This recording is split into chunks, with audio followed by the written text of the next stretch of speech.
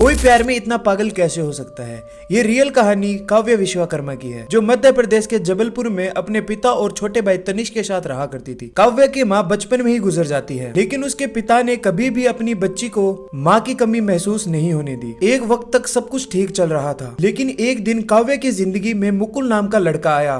पहले तो वो एक दूसरे के दोस्त बने और उसके बाद काव्य और मुकुल एक दूसरे से प्यार करने लगे। जब काव्य के पिता को ये बात पता चली, तब उन्होंने काव्य को मुकुल से दूर रहने का बोला। इस वजह से काव्य को उसके पिता ने अपने बड़े भाई के घर भेज दिया। लेकिन एक दिन जब काव्य अपने घर लौटी, तो उसने देखा कि उसके पिताजी की लाश जमीन पे पड़ी है, जो कि खून से लथपथ है। इतना देखते ही काव्य बहुत ज्यादा घबरा जाती है और अपने कजिन को मैसेज करती है कि जल्दी आ जाओ, पापा को किसी ने मार दिया है। लेकिन काव्य के कजिन ने पुलिस को इन्फॉर्मेशन दे दी थी। कुछ ही देर में पुलिस उनके घर पहुंच जाती है और देखती है कि वहां पे उसके पापा की लाश पड़ी है। जब पुलिस घर की जांच कर रही थी, तब उनकी नजर फ्रिज पे पड़ती है।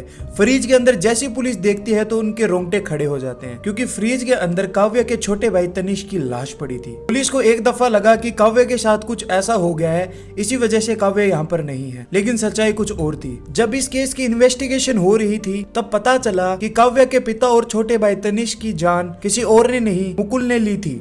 और इस सारी प्लानिंग के अंदर काव्य का भी हाथ था। कोई अपने परिवार को कैसे मार सकता है, वो भी चंद दिन के प्यार के लिए।